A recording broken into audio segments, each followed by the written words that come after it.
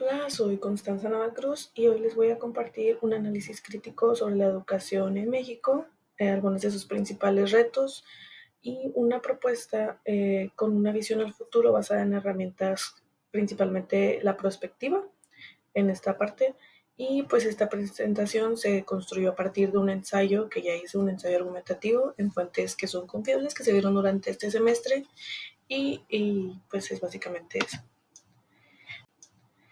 En la parte de inicio nos podemos dar cuenta que aunque México ha avanzado bastante en la parte de la cobertura educativa, todavía seguimos enfrentando grandes desafíos o retos ante esta situación, puesto que muchas escuelas siguen careciendo de lo que es lo básico. También está una gran parte del abandono escolar, que sigue pues siendo bastante alto, y pues que los contenidos no están preparados adecuadamente para los estudiantes. Eh, o lo que se les va a presentar en el mundo actual. Entonces lo que propongo es una mirada profunda y bastante realista, que no solo analice lo que está mal, sino que proponga cómo es que podemos mejorar desde una visión más estratégica.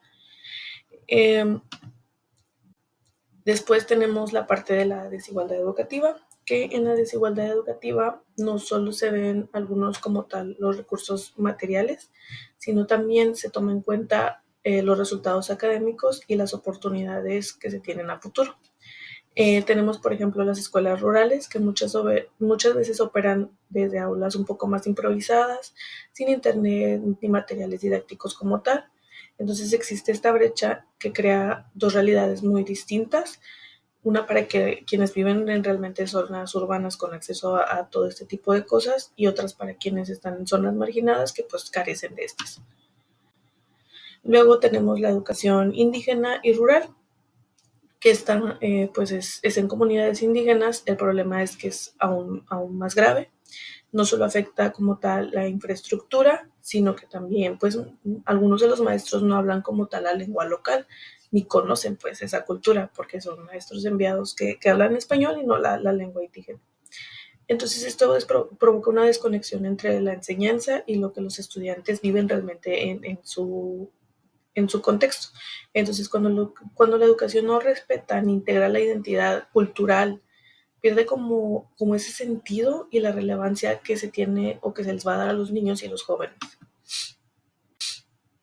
Luego, la falta de pertinencia, que pues como tal muchos planes de estudios siguen centrados solamente en memorizar, sin realmente vincularlo con las realidades del contexto del país o de las realidades de los alumnos. Entonces, cuando los estudiantes egresan sin estas herramientas que son prácticas, pues lo que los dejan son mal preparados para poderse integrar a ese mundo laboral que los espera. Entonces, pues esto surge o es urgente replantear qué es lo que realmente estamos enseñando y para qué se está enseñando todo esto. Y pues necesitamos una educación que sea un poquito más útil o más útil y flexible, pero que esta forme ciudadanos que sean capaces de pensar y pues tener este pensamiento crítico como tal. Luego tenemos la parte de reformar el currículo, que esta no solo significa como tal agregar materiales, sino que es más bien como cambiar la manera de enseñar y de aprender. Eh, de qué se enseña y aprende, mejor dicho. Entonces en esta parte hay que incluir habilidades como tal blandas, que son como la comunicación, la empatía, el liderazgo, entre otras.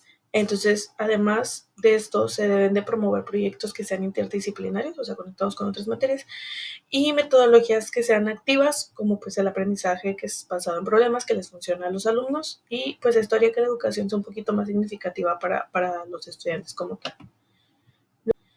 Luego tenemos la parte de la perspectiva como herramienta, que es lo que es utilizado. Entonces, la perspectiva educativa nos permite ser algo o tener algo muy poderoso, que es el dejar como reaccionar muy tarde y empezar a anticiparnos a lo que nos viene en el futuro.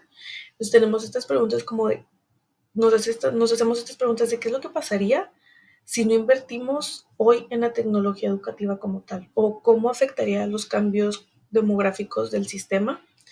Entonces, esta perspectiva o la perspectiva nos invita a pensar en varios futuros que sean posibles, no para adivinarlos, sino para prepararlos como tal y decir pues cuál podemos o cuál vamos a construir. Luego tenemos la parte de los métodos de perspectiva, que pues estas son como herramientas concretas que nos ayudan a poder aplicar la perspectiva. Por ejemplo, tenemos principalmente el modelo Delphi, que este recoge como tal la opinión de expertos para poder llegar como a un consenso.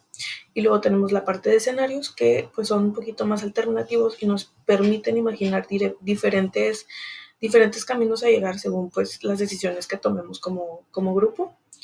Y pues usarlos en la educación nos ayudaría pues a evitar los errores del pasado y planear con mayor inteligencia. Y aquí me gustaría resaltar una frase que nos menciona Alanis, no tiene fecha, pero dice que la combinación de estos enfoques enriquece la comprensión de los desafíos. Y como conclusión, pues en resumen, transformar la educación en México no es nada fácil, la verdad, pero sí es bastante posible, si lo creemos, la verdad. Necesitamos como tal una inversión, el compromiso, pero sobre todo tener una visión para poder crearlo. Entonces, si logramos que la equidad, la pertinencia y la planificación a futuro sean prioridades realmente para nosotros, podremos garantizar como tal una educación que sea de calidad para todos, porque no se trata solo de mejorar el presente, sino de construir un buen futuro pues, para los alumnos, ¿verdad? Y para todos en el sistema. Y pues gracias por su atención.